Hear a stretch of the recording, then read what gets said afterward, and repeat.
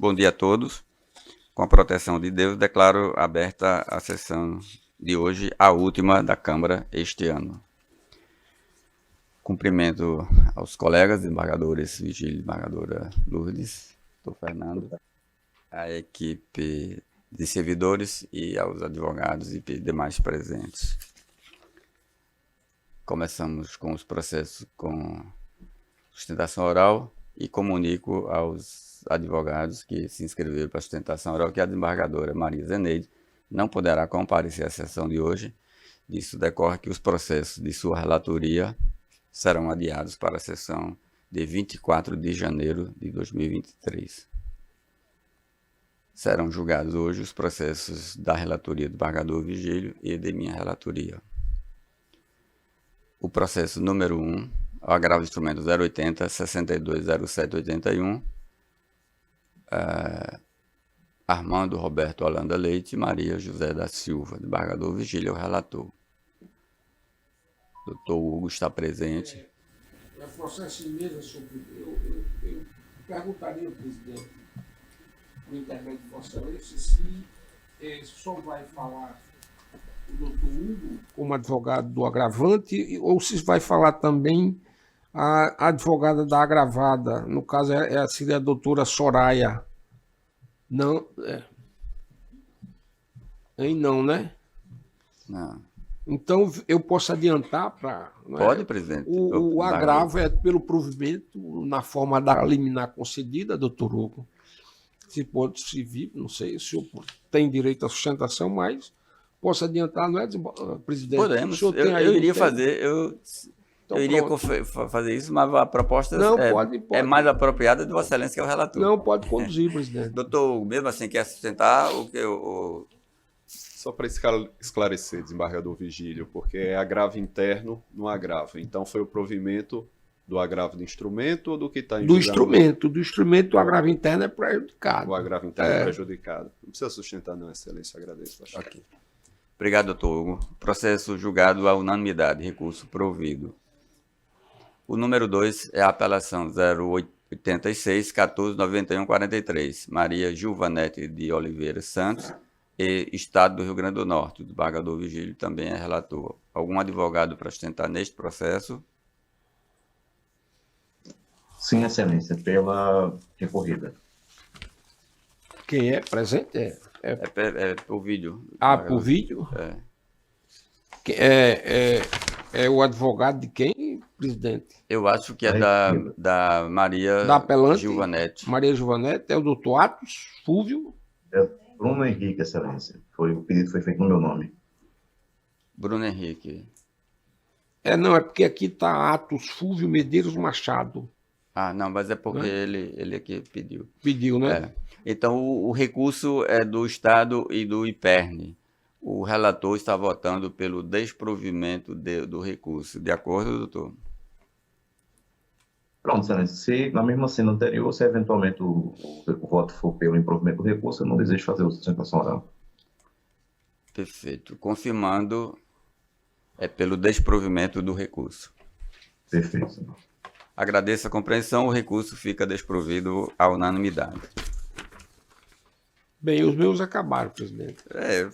Vossa Excelência já resolveu. Porque esse terceiro precisa de de ampliação de quórum. De ampliação, não é? E aí os da desembargadora Zeneide não poderão ser julgados. Vamos aos meus, que é a partir do número 11. Isso. Ok. O número 11 é o agravo do instrumento 080 6603 58, Estado do Rio Grande do Norte, Ciasal, Comércio e Indústria Salineira Limitada e outros. Sou o relator. Algum advogado para sustentar neste processo? Sim, Excelência. Laílson Ramalho, aqui de Mossoró. Doutor Laílson tem a palavra por até 15 minutos.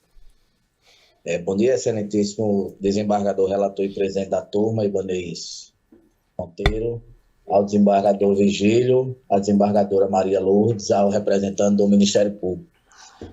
A matéria aqui posta nesse agravo de instrumento interposto pelo Estado do Rio Grande do Norte já é de conhecimento do desembargador relator, até porque eu já despachei por videoconferência com o mesmo, e também do desembargador Vigílio, que também despachei com o mesmo em um processo sobre a mesma matéria. Inclusive, pedi essa sustentação oral, levando em consideração o voto de Vossa Excelência quanto à concessão do efeito suspensivo, e bem deixei claro, quando da nossa reunião, de que havia um equívoco na análise do pedido, haja vista que o objeto de toda a demanda judicial está baseada no parágrafo 1º do artigo 154, que determina que para apuração do imposto de ICMS na venda de produtos do sal e do frete, seja utilizado a famosa pauta fiscal, já devidamente rechaçada pelos tribunais superiores do STJ e do STF. A desembargadora Maria de Lourdes, que pouco conhece sobre essa situação, já que eu só despachei com os outros desembargadores, o Estado no Rio Grande do Norte, no ano passado, ele fez um reprocessamento em todas as empresas do setor salineiro, buscando a cobrança de diferencial de alíquota de ICMS referente a uma pauta fiscal que ela estabeleceu para quem exercia atividade comercial no setor salineiro e de transporte de sal marinho. Foi buscado pelo judiciário grande parte das empresas, onde todos os juízes de primeiro grau, menos o juiz da primeira vara da Fazenda Pública de Mossoró, concedeu o efeito suspensivo desse reprocessamento até que fosse julgado a questão da pauta fiscal, da sua ilegalidade.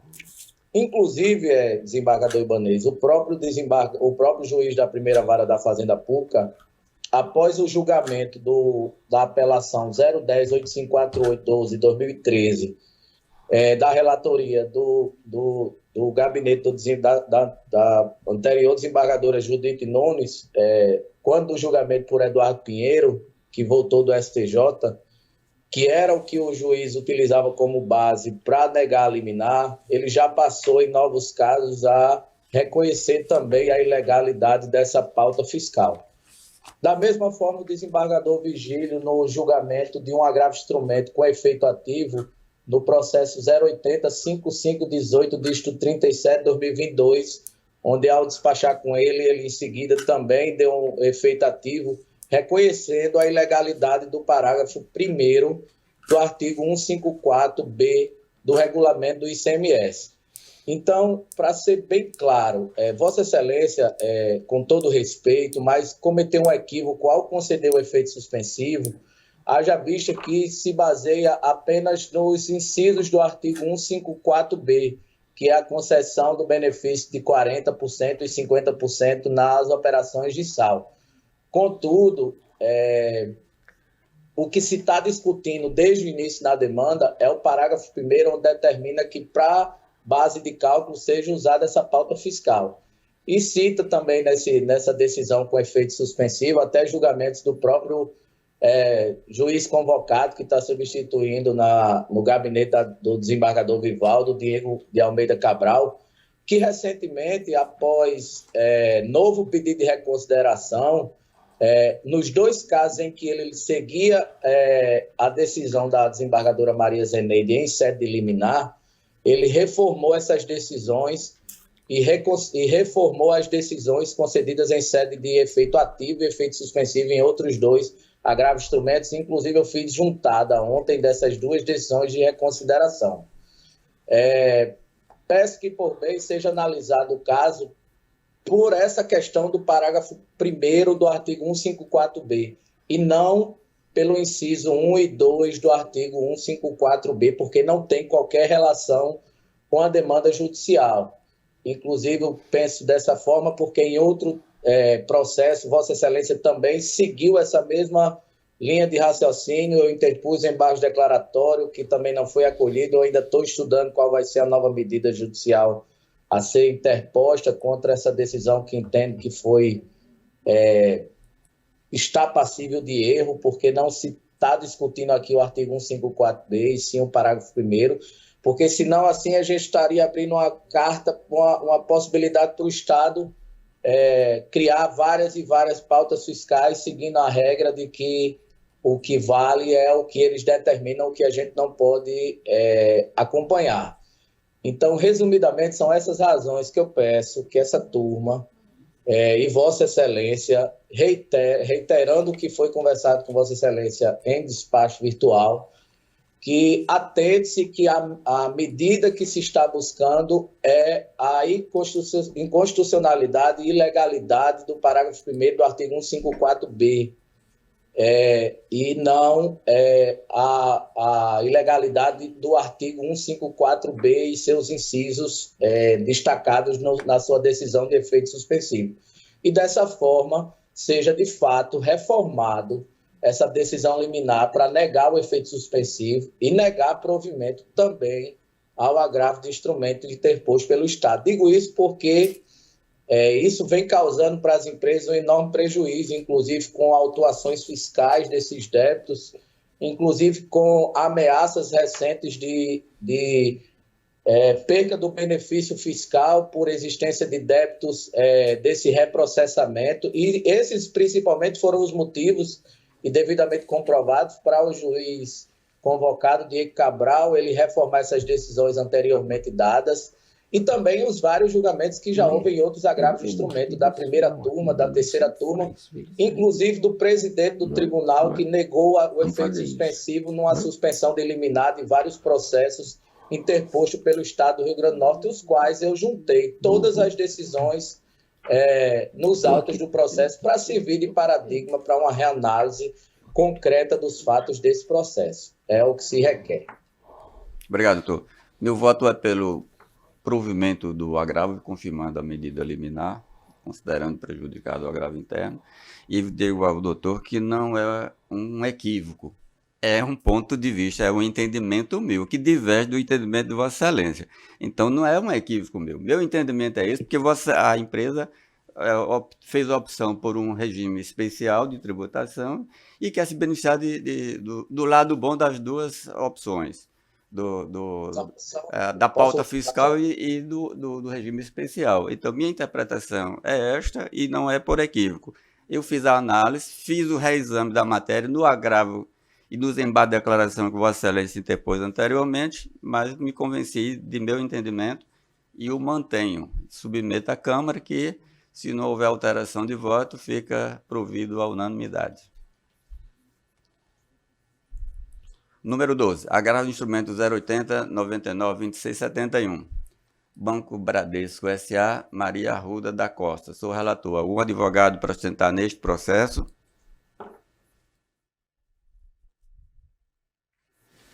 Nenhum advogado presente ou por videoconferência, processo julgado virtualmente.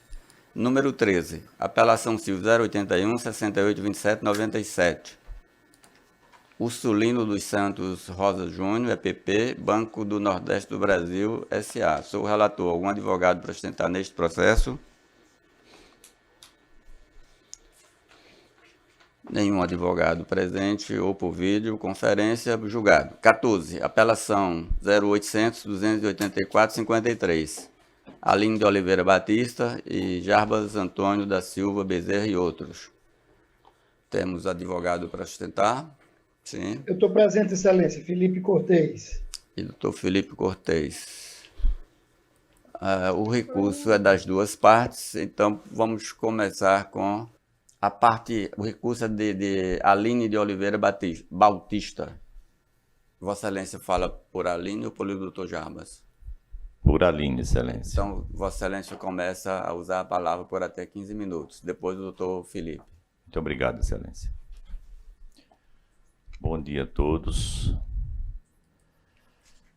Dirijo-me ao eminente desembargador presidente dessa segunda Câmara Civil, doutor Ibanez Monteiro, também ao doutor Vigílio, a quem declaro aqui a minha satisfação de revê-lo depois de tanto tempo. Dirijo-me também à doutora Lourdes, que não a conhecia, mas declaro o meu prazer de conhecê-la agora. O doutor Vasconcelos, a quem também tenho a honra de rever. Dirijo também a palavra aos nobres advogados, colegas aqui presentes e por videoconferência.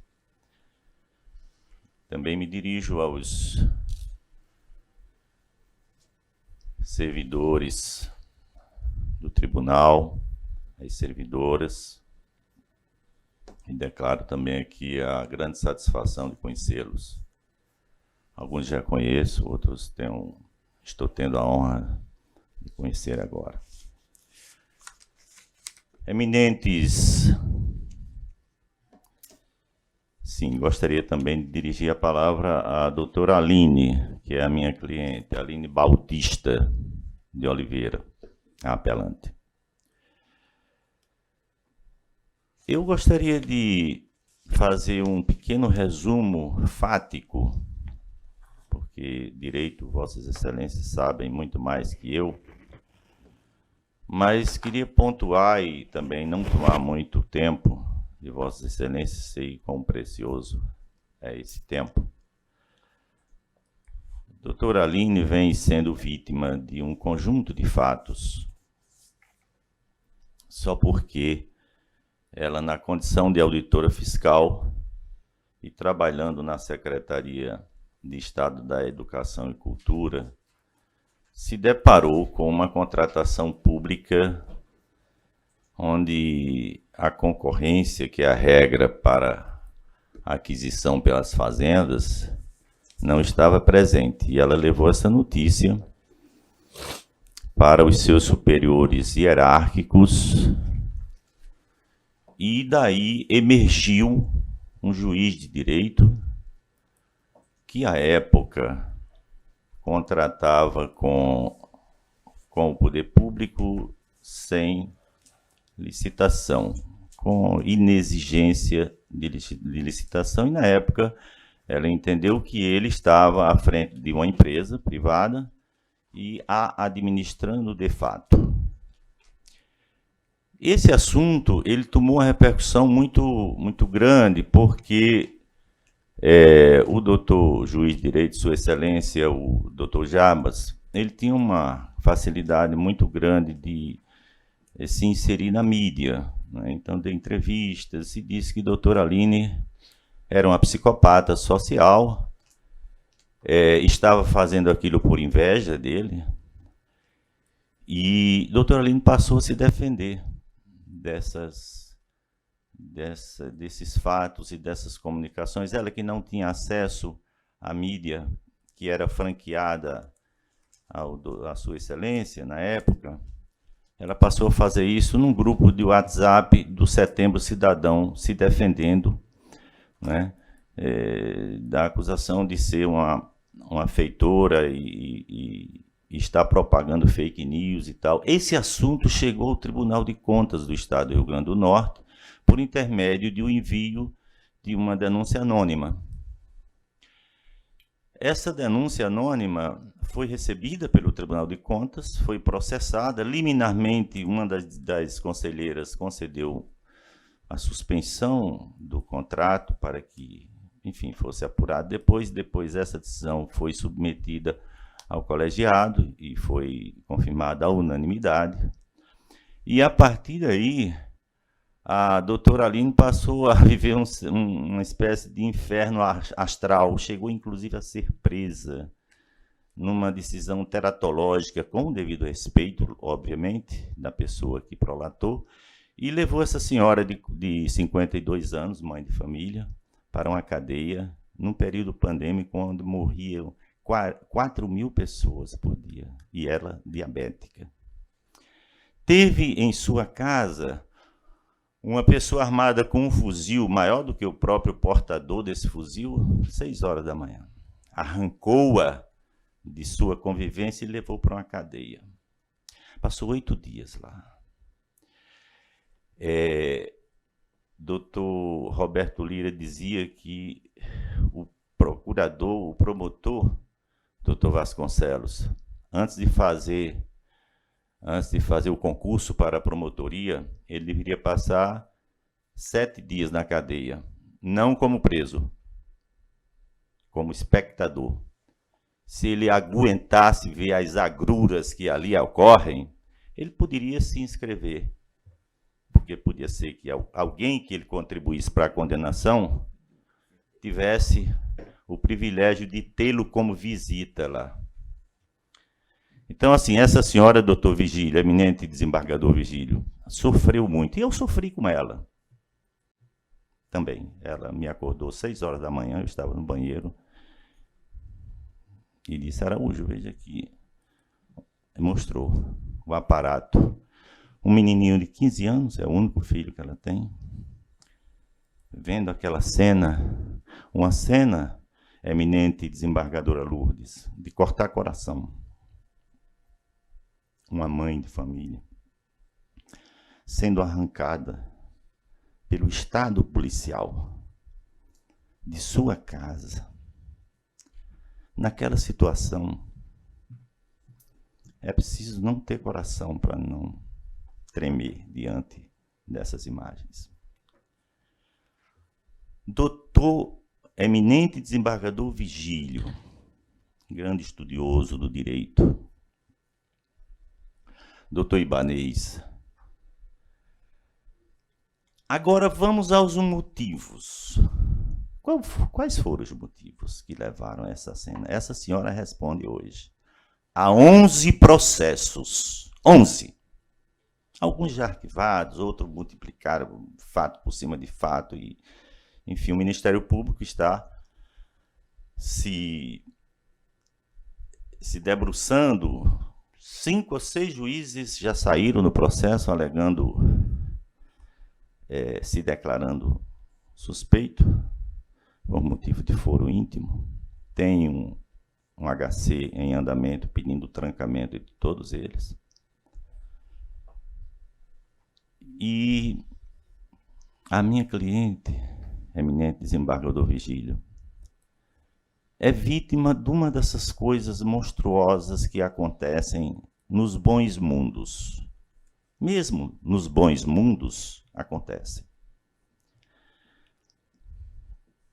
Acredito que não está aqui a judicatura. Está uma conduta comercial, com o devido respeito de um membro, ilustre membro, desse edificante poder judiciário potiguar. É o que diz, inclusive, o doutor Gilson, no despacho, na sua decisão que anulou a prisão da doutora Aline. E eu gostaria de pedir licença aos senhores para ler esse trecho.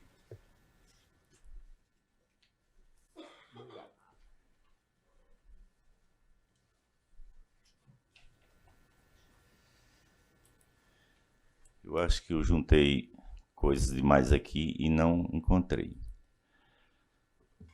Mas o que é reconhecido no decreto da prisão dessa moça? A falta de elemento mínimo. Essa decisão, eminente desembargadora Lourdes, foi cassada à unanimidade. Mas eu queria me insurgir aqui, como vimos fazendo desde o início, contra uma prova que está dando base à decisão que censuramos agora. É uma tal de perícia digital. Vejam, senhores, veja, senhora desembargadora, que o doutor juiz da 16ª Vara encaminhou um ofício para a estrutura de segurança pública do nosso Estado, pedindo que fosse feita uma perícia digital. Foi feito um relatório digital que diz o seguinte: não há prova de que esse arquivo tenha sido enviado por essa pessoa, que essa pessoa é a apelante doutora Aline. Mas há necessidade de avançar na investigação e, por isso, há necessidade de afastar o sigilo das comunicações telefônicas, e isso foi feito pelo doutor Tebaldi, que eu ouvi como testemunha dela apelante. Sobre um arquivo, um link que tinha sido mandado para o Ministério Público do Acre e que o Ministério Público do Acre enviou para cá. Ele disse que só avançando com as investigações, aí quebraram, através de uma decisão da terceira vara criminal do Dr. Carlyle, os sigilos e avançaram. Lá no final, o Ministério Público disse, aliás, a autoridade investigadora disse, olha, aqui não tem, mesmo que fosse essa pessoa, falta elementar. Ela está dizendo que existe uma coisa parecida com errado. Não estamos identificando ela. Quem é ela? Quem foi essa pessoa que mandou esse link para o Acre? Que veio para cá, para o Rio Grande do Norte, e depois prosseguiu a investigação e ele arquivou o inquérito, que foi, inclusive, levado a efeito através de uma medida cautelar. Ele disse, nem estão presentes aqui os elementos que poderiam dar base a uma acusação de denunciação caluniosa, e mesmo que se esses elementos estivessem, não daria. Por quê? Porque falta o elemento volitivo, o elemento subjetivo. Ela sabe que o que ela está dizendo é que pode haver uma irregularidade nessa compra, que era uma compra de livros. Ou seja, sugeriu e foi para o arquivo. Essa atitude irrefletida, não vou dizer que é errada, porque isso não me cabe, penalizou. Essa senhora sangra. Essa senhora aqui, uma auditora fiscal proba, até porque se não fosse proba, ela já teria sido crucificada. Porque vasculharam. Essa senhora foi encontrada na loja Leroy Merlin, que adivinhou, o doutor juiz adivinhou que ela estava lá, chegou lá, fez uma cena, está aí no processo. O juiz se encaminhou para o caixa onde ela estava sendo atendida, disse, vou botar você para fora, me aguarde. Aguarde o meu advogado. O juiz, no dia seguinte, pegou essa fita de gravação, destruiu praticamente e juntou em 60 pedaços nesse processo e disse que ele tinha sido insultado por ela. Olhem para essa senhora. Que medo essa senhora impõe a alguém. Estamos diante de uma situação escatológica, doutora. É uma escatologia isso aqui. Veja, o doutor Gilson diz o seguinte. Doutor, Vossa Excelência tem 1 minuto para encerrar. Pois não, Excelência, eu agradeço. Disse que o fato de ter uma capa de um processo com um membro do judiciário não faz com que o judiciário esteja nesse processo. Esse não é o judiciário que nós temos. Peço que o recurso de doutora Aline seja provido nos moldes do pedido e agradeço a paciência de todos. Muito obrigado. Obrigado, doutor. Doutor Felipe, por favor, tenha a palavra por até 15 minutos.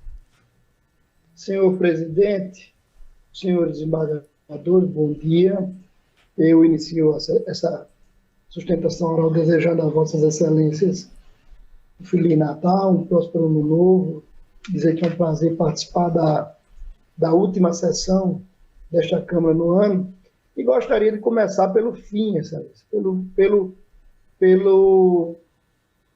pela acusação que se faz ao apelante de ter tido um contrato, e foi o contrato que motivou todas essas denúncias da senhora Aline Bautista contra o SEBEC, né, que tem por sócios cotistas o juiz Jarbas Bezerra e a servidora do TRE, Lígia Limeira, uma decisão do TCE suspendendo esse contrato de inexigibilidade de licitação para a formação de cidadania das crianças do Rio Grande do Norte. Pois bem, excelências, eu juntei agora, pouco antes do início do julgamento, se vossas excelências quiserem ter acesso ao pedido do Ministério Público junto ao Tribunal de Contas, um pedido formulado pelo Ministério Público de revogação da liminar, deferida pelo próprio Tribunal de Contas a pedido do Ministério Público, E o próprio Ministério Público do Tribunal de Contas do Estado reconhecendo a legalidade do contrato, a legalidade dos pagamentos efetuados ao SEDEC, a legalidade dos preços praticados e requerendo a revogação da liminar. Disse isso porque o texto da apelação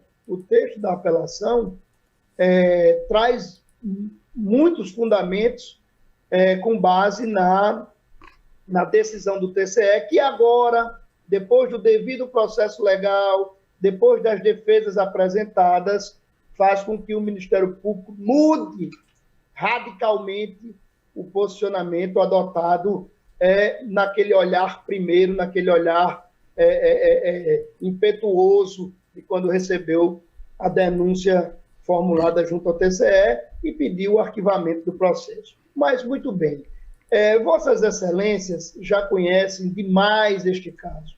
O doutor Jarbas Bezerra e a doutora Lígia Limeira, eles foram realmente perseguidos pela senhora Aline Bautista, que montou uma rede oculta na internet para assacar a honra dos dois. Ela conseguiu colocar para toda a sociedade potiguar os dois como dois bandidos, como se eles fraudassem contratos com a administração pública. Para vocês terem uma ideia, tirando a desembargadora Maria de Lourdes, que ingressou agora no tribunal, mas tanto o desembargador Vigílio quanto o desembargador Ibanez foram presidentes do TRE, conhecem a doutora Lígia Limeira, que é uma servidora de excelência no Tribunal Eleitoral. A doutora Lígia Limeira perdeu o cargo comissionado de diretora da Secretaria Judiciária em razão das denúncias que a doutora Aline Bautista fez, as denúncias improcedentes. Olha, o plenário do TRE julgou as denúncias improcedentes que a doutora Aline fez e absolveu a doutora Lígia à unanimidade de votos. Absolvida a doutora Lígia à unanimidade de votos dessas denúncias ilegais que a doutora Aline fez. E o plenário do TRE, nós sabemos que ela é uma corte formada por juristas de diferentes áreas, por juiz federal, por desembargador, por juiz de direito e por advogados. Mas ela também foi para o CNJ.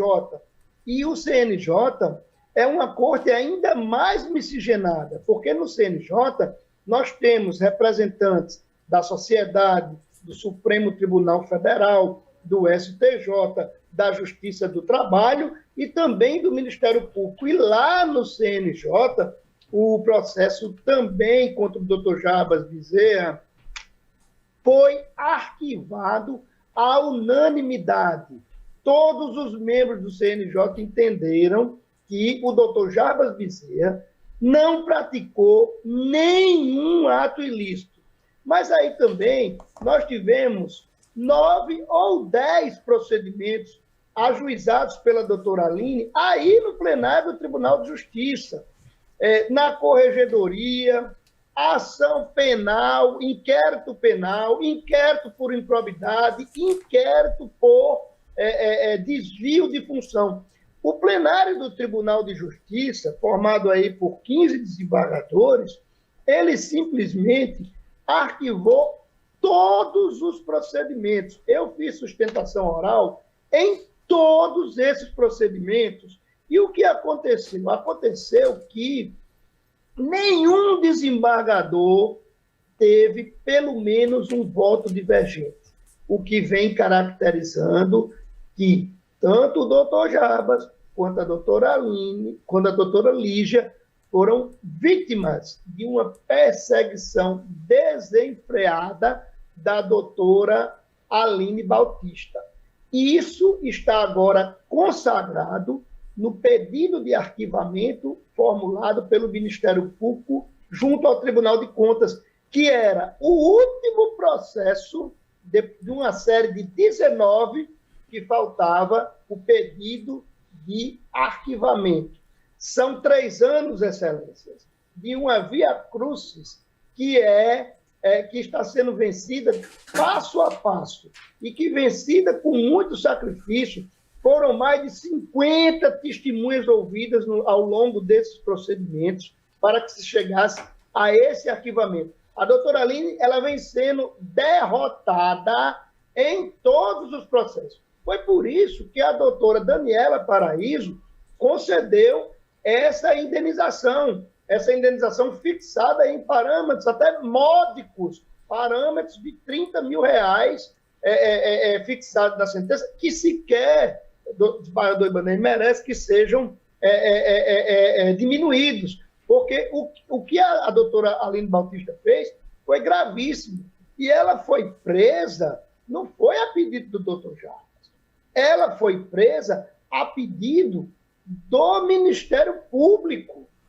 não foi a pedido do doutor Jarbas. Quem pediu a prisão da doutora Aline Bautista foi o Ministério Público, e os juízes que atuaram em diversos processos dela passaram a afirmar suspeição nos processos dela, porque ela adotou uma prática de representar no CNJ todos os juízes que proferiam decisões contrárias ao interesse dela. Ela chegou a representar inúmeros membros do tribunal, inúmeros juízes, inúmeros membros do Ministério Público. Ela acusava essas pessoas na internet de estarem protegendo as partes que não decidiam, quando não decidiam a favor dela. Então, é um caso realmente gravíssimo de um dano que foi causado. A gente, quando você examina essa pleiade de juristas de diferentes cortes, CNJ, agora Tribunal de Contas, plenário do TRE, absolvendo a doutora Lígia, que, vale dizer, perdeu o cargo. A doutora Lígia era diretora da Secretaria Judiciária do Tribunal Regional Eleitoral, um cargo de absolutamente prestígio. Ela tinha sido já diretora-geral do tribunal, e hoje, por conta das denúncias que a doutora Aline Bautista fez contra ela, ela não tem cargo comissionado nenhum. Depois de uma carreira brilhante do TRE, mesmo tendo sido absolvida administrativamente e em todos os procedimentos denunciados pela doutora Aline Bautista, ela nunca mais conseguiu recuperar o seu prestígio na Corte Eleitoral. Então, é gravíssima a maneira como a doutora Aline Bautista denunciou essas pessoas. É gravíssima. Então, a Corte não pode desmanchar uma sentença que aplicou corretamente a Justiça, que sintetizou numa indenização módica de R$30 mil aquilo que uma pessoa fez praticando atos ilícitos gravíssimos contra duas pessoas de bem, contra duas pessoas queridas na sociedade potiguar, contra duas pessoas que têm projetos sociais relevantes de cidadania, de pessoas engajadas no meio social. E, por essa razão, excelências, é que eu peço o improvimento do recurso e a manutenção da sentença pelos seus próprios fundamentos. Obrigado, doutor Felipe. O meu voto é pelo desprovimento do apelo. A decisão fica à unanimidade.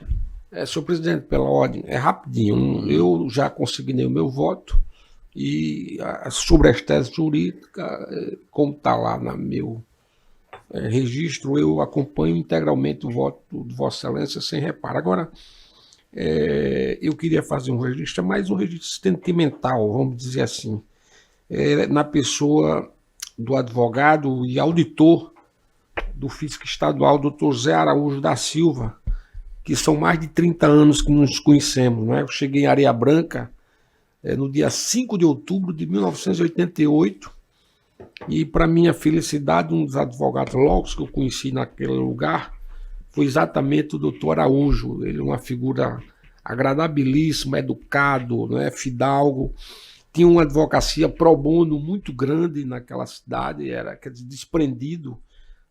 Eu acredito que dinheiro ele ganhava pouco, o verbo advocatícia, não sei se doutor Araújo, não é?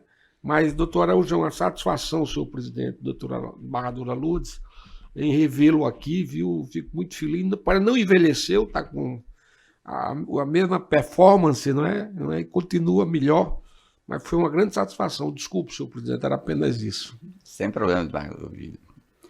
O registro, então, é de ordem pessoal, não fica lançado no extrato de ata. Em continuidade, o número 16 é a apelação 085 70 41 33. Arizona 1, Energia Renovável S.A.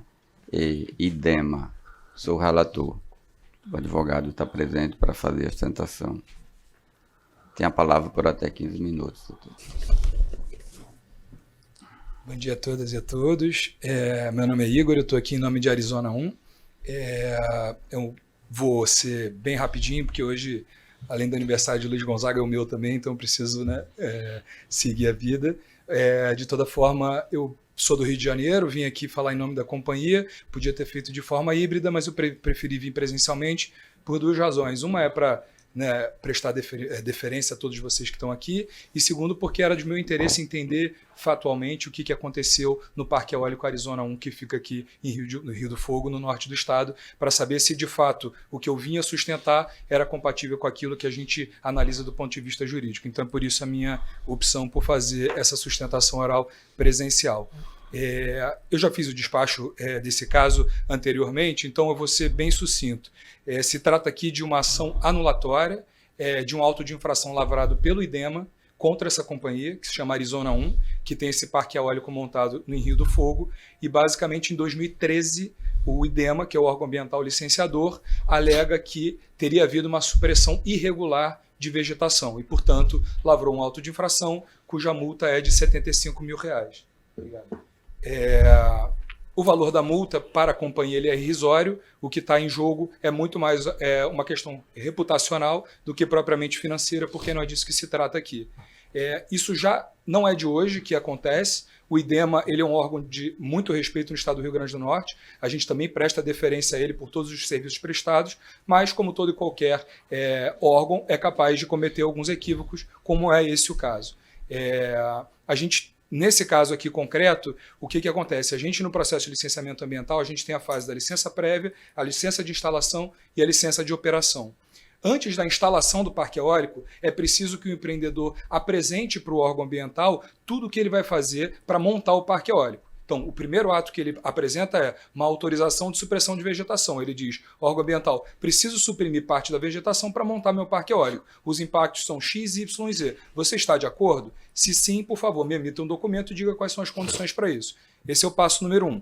O passo número 2 é, feito todo esse estudo, ele diz para o órgão, agora eu vou instalar. E para instalar isso, eu também vou causar tais e tais impactos. Você garante essa licença de instalação? Para ambas as perguntas, foi dado o ok do órgão ambiental. Então, o órgão ambiental apresentou a ASV, quer dizer, emitiu a ASV, essa autorização de supressão de vegetação, e emitiu a licença de instalação. Baseado em quê? Em estudos ambientais prévios que indicavam ali quais eram os impactos e quais eram as medidas mitigatórias para isso. Perfeito. A partir de então, o empreendedor suprimiu parte da vegetação, especialmente para fazer as linhas de acesso. Quando você coloca aqueles aerogeradores, que são aquelas torres eólicas, você precisa fazer um acesso para os carros passarem, irem fazer manutenção e haver algum trânsito. Então, para isso, você precisa fazer supressão de vegetação. O que ocorre? Quando o empreendedor faz o estudo, ele também apresenta um projeto executivo para o órgão, informando o órgão, aqui é que vão ser tais traçados, ali é que vão ficar tais aerogeradores. Só que, como você já bem conhece aqui no estado do Rio Grande do Norte, essa região é de dunas. O que isso significa? Que não é um cenário fechado. Com os ventos e a posição geológica dos aerogeradores, aquele cenário pode mudar. E foi o que aconteceu. Então, esse projeto executivo ele precisou ser mudado, mas não foi uma alteração significativa, foi pontual. E essa mudança foi simplesmente para o acesso aos aerogeradores, e isso foi informado ao órgão com base em estudos que foi feito pela empresa e dizendo por que estaria sendo alterado. O próprio IDEMA, ele concordou, ele emitiu informação técnica, ele emitiu um memorando dizendo, olha, interessante esse ponto de vista, o que você está trazendo, inclusive, é um ganho ambiental na região. Então, a gente acha que isso é positivo. Então, você está tudo bem de você fazer essa alteração no seu projeto executivo. E aí, feito esse disclaimer para o órgão e o órgão dando a aprovação, então o empreendedor realizou um novo traçado, muito próximo do que havia antes, e executou ali, então, as obras. Para surpresa do empreendedor, o IDEMA lavrou um auto de infração, dizendo que havia uma supressão irregular de vegetação.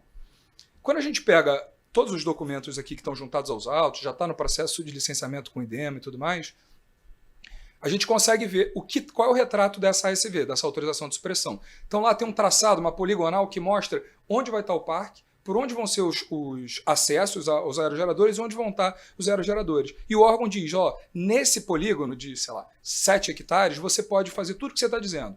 Mas ele não predetermina o que vai estar exatamente ali feito. Então, quer dizer, é possível que o empreendedor, mediante aviso prévio ao órgão, faça pequenos ajustes, desde que não cause um impacto maior, e aí isso não tem nenhum prejuízo em fazer dessa forma. E foi assim que o empreendedor fez. Não à toa, ele conseguiu a própria licença de instalação, que é posterior à ASV.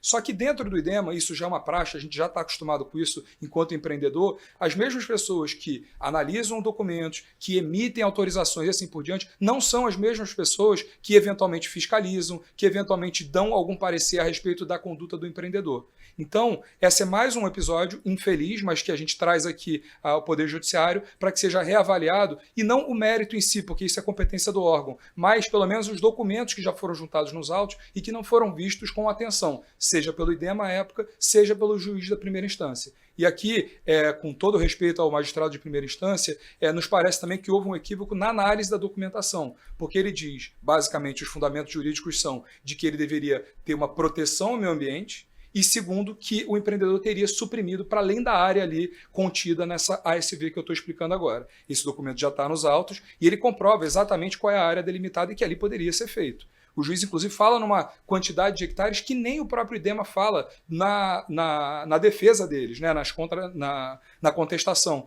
Então, fica muito claro que o magistrado, naquela oportunidade, não foi capaz de analisar no detalhe todos os documentos apresentados. Então, a gente está muito confortável em dizer que a prova documental é suficiente nesse caso, e ela é suficiente do ponto de vista administrativo, como já discutimos com o IDEMA, e aqui no âmbito do judiciário. Então, para a gente não tem nenhum problema em defender isso com toda a segurança. Tanto é que a minha primeira fala preliminarmente foi de ir a campo entender o que estava acontecendo. E está muito claro qual é o traçado, está muito claro como é que está a vegetação, e a gente fica confortável de dizer que ali está sim protegido o meio ambiente, e é dessa forma que a gente segue. Então, por todas as questões de fato e documentais, que a gente pede a anulação do auto de infração, que eu volto a dizer, é um auto de infração de R$ 75 mil apenas, e se muito eventualmente não for essa decisão aqui do órgão, que pelo menos seja alterada, né, a multa que seja convertida em advertência, considerando esse grande equívoco do IDEMA.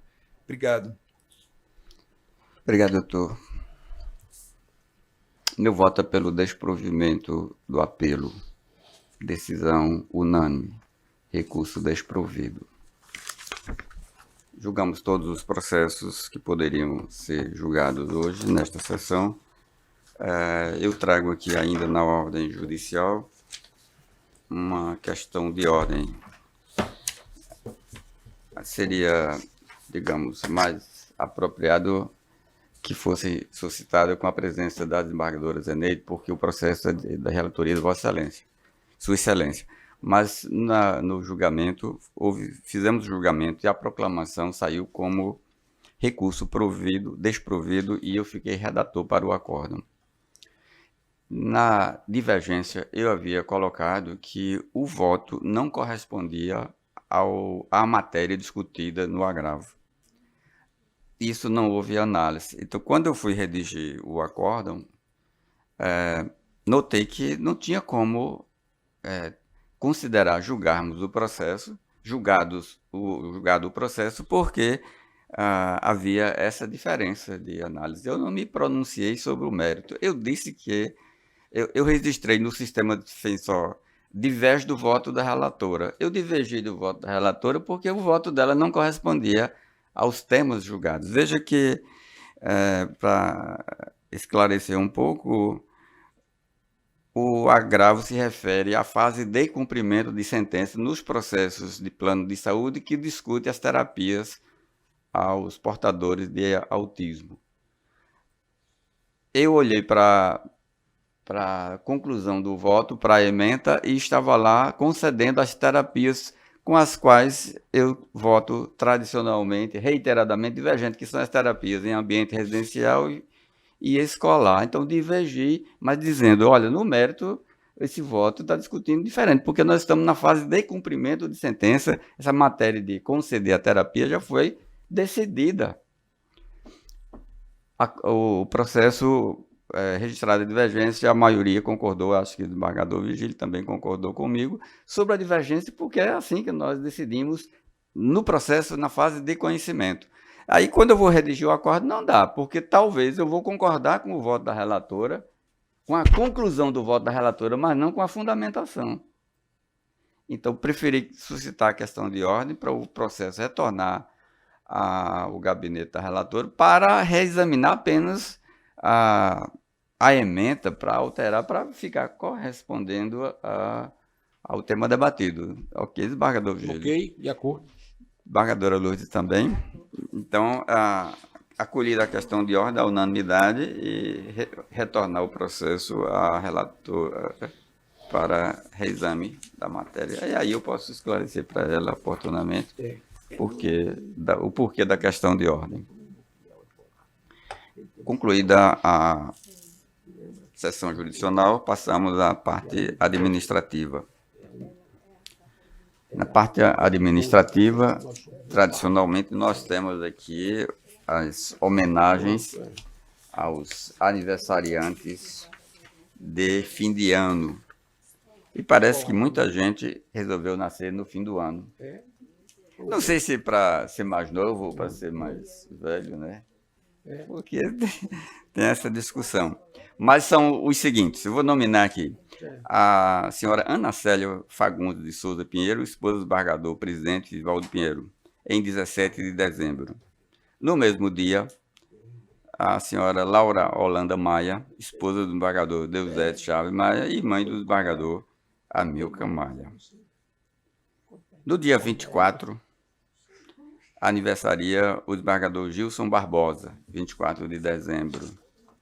No dia 27, aniversaria a senhora Ana Fabiola Torquato Nunes Rego, esposa do desembargador Glauber Rego.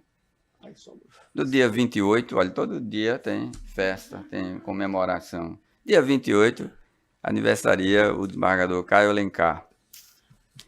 E no dia 31, aniversaria a desembargadora Judite de Miranda Monte Nunes. E Gilson, não? Gilson no dia 24. Então, 24 de dezembro. Hoje, Glauber, né? E hoje é o desembargador Glauber. Veja que é um mês. Glauber está em Patos Ferro, né? Hoje parece que ele foi também. Pois bem, são esses aí. Então estamos indo na matéria administrativa, né, presidente? Estamos na matéria administrativa. Eu vou pedir pela ordem a palavra depois, Sua Excelência. Não tiver mais. Quero só. Não, eu concedo a palavra, depois eu falo do encerramento. Tem a palavra. Não, eu pedi que Vossa Excelência passasse a presidência. Também que a palavra e a presidência? Não, a desembargadora Maria de Lourdes. A Maria de... Pois não, passa, sim. Porque eu quero fazer uma proposição e Vossa Excelência é impedido. Ah, tá bom. É que no próximo dia 30, desembargadora, Vossa Excelência não é presidente agora, no próximo dia 30 é o aniversário do nosso eminente colega Ibanez Monteiro, né? Vai completar 15 primaveras, né? Com essa cidadão do interior de Florânia, a República Popular de Florânia. República Popular de Florânia, muito bem. Então eu quero propor a Vossa Excelência, né? Só temos eu e Vossa Excelência para votar, né? Um voto de congratulações pelo aniversário, a data natalícia do desembargador Monteiro, que é essa figura extraordinária, meu amigo. Trabalhamos na Vara de Fazenda Pública 200 milhões de anos, na Escola da Magistratura, na Associação do Magistrado. É uma pessoa que eu não tenho palavras para dizer do bem-querer que eu quero dele, né? Fica até repetitivo falar sobre isso. Aqui lá a gente tem umas arengas, mas é natural, né? Mas essa arenga nos distancia, pelo contrário, aproxima mais. Então é com muito carinho que eu quero propor, né, esse voto, senhora presidente. Não, na condição de presidente desta sessão, neste momento, Excelência, acato a proposição, que ela é muito justa, né, para o desembargador Ibanez Monteiro, e acompanho também votando Isso. pela aprovação, e desejando que seja uma data antecipadamente, né, bem celebrada, com muita saúde. Pronto, está encerrada a minha presidência. Devolvo a presidência. Devolvo vai. a Vossa Excelência. Receba e agradeço, então, quero dizer que irmãos arengam, mas continuam sendo irmãos e se querendo bem. Nossa história, como Vossa Excelência registrou aí, é longa, de mais amizade do que arenga. Dificilmente a gente arenga. E quando arengamos é na brincadeira. Não arengamos a sério. Então nunca tivemos divergência. Quero dizer que, como amigos e como colegas de trabalho, são 30 anos de convivência que nós temos. Se não for 30, pode ser mais de 30. Ou Eu acho que é um pouquinho mais. Um pouquinho mais de 30 anos. O destino fez com que nós estivéssemos sempre juntos. Por esses 200 anos que Vossa Excelência fez referência na Vara de Fazenda, sendo vizinhos de porta de gabinete. E quando chegamos ao tribunal, quando eu cheguei, que Vossa Excelência chegou primeiro que eu fui ser seu vizinho no prédio antigo. Fomos vizinhos de parede, de porta de gabinete, na Vara de Fazenda, os 200 e poucos anos que Vossa Excelência fez referência aí. Sim, lá no Fórum Seabra. No Fórum Seabra. Depois, no tribunal, quando eu cheguei, fui ser seu vizinho. Exatamente. De porta também, gabinete lá vizinho. No segundo andar. No segundo andar. Viemos para o prédio novo, somos vizinhos de porta. Infelizmente, um pouco mais distante, porque o elevador está no meio, mas não tem um outro gabinete no meio. Não posso dizer que não somos vizinhos, porque o que nos separa são os elevadores. É verdade. Então temos, e isso eu vou dizer, foi uma escolha sua, que Vossa Excelência, quando fomos escolher os gabinetes, foi na segunda fase, na primeira fase são dos mais antigos do que nós, aqui, Vossa Excelência, onde é que você vai ficar? Eu vou escolher ali embaixo, eu não sabia que você tinha preferência. Aí Vossa Excelência disse, eu quero ficar perto de você. Então pronto, estamos perto. E vamos continuar juntos enquanto estivermos nessa instituição. No dia que um de nós resolver sair, aí nos separamos daqui, mas lá fora não. É verdade. Então, depois dessa declaração tão sincera, o doutor Fernando quer falar também. Bom dia novamente a todos. Não só para me associar às congratulações que já foram feitas aqui aos aniversariantes, especial a Vossa Excelência, né, que está aqui presente, desejando muita saúde, muita paz aí nesse novo ciclo que se inicia, né, na sua vida. Sobretudo saúde, né, que é o principal bem que a gente pode ter, né, porque sem saúde a gente não consegue ter as outras coisas. Agradecer, né, a acolhida que sempre tive aqui nessa Câmara e desejar também a todos, aproveitar a oportunidade, né, para desejar a todos um Natal de muita paz, de muita saúde, família, né, e que 2023 possa ser também um ano de pleno êxito para todos nós e que para toda a sociedade brasileira, né, que possamos, né, encontrar um pouco mais de paz, que as pessoas possam ter um pouco mais de estabilidade e que seja, de fato, um feliz ano novo para todos nós, né? Então, muito obrigado. Um abraço à doutora Lourdes, né, que passou a integrar essa corte aqui com muito brilhantismo, certamente vai honrar o nome do Ministério Público, né, a representação do Ministério Público. Doutor Vigílio, que é um grande amigo que eu tenho, pessoa que eu tenho uma admiração pessoal. E doutor Ibanez também, que foi o primeiro juiz com quem trabalhei, né, na comarca de João Câmara, já há mais de 30 anos. E desejar a todos, enfim, um feliz ano novo e reiterar que é sempre uma satisfação estar aqui nessa Câmara, compartilhando, né, a sabedoria de Vossas Excelências. Muito obrigado. E aos serventuários também, sempre muito solícitos, né, conosco do Ministério Público. Enfim, agradecer muito essa corte, né, pela forma cortês com que se trata o Ministério Público. Obrigado, Excelência. Bom, nós estamos concluindo os trabalhos de julgamento do ano de 2023, 22, já pautando aqui para 23. Penso que fizemos o melhor que pudemos, dadas as circunstâncias. E eu acho que é o momento de, particularmente, eu agradecer. Eu agradeço por vários aspectos. Vários aspectos são, eu tive a oportunidade e a felicidade de conviver com colegas da grandeza de Vossa Excelência, com os quais eu me relaciono muito bem e posso afirmar que não tenho nenhuma dificuldade em me relacionar com os demais colegas. Isso é muito bom, que torna o ambiente saudável, a gente vem trabalhar e se sente bem aqui. Me relacionar bem com todos os servidores, os do meu gabinete e os dos outros gabinetes.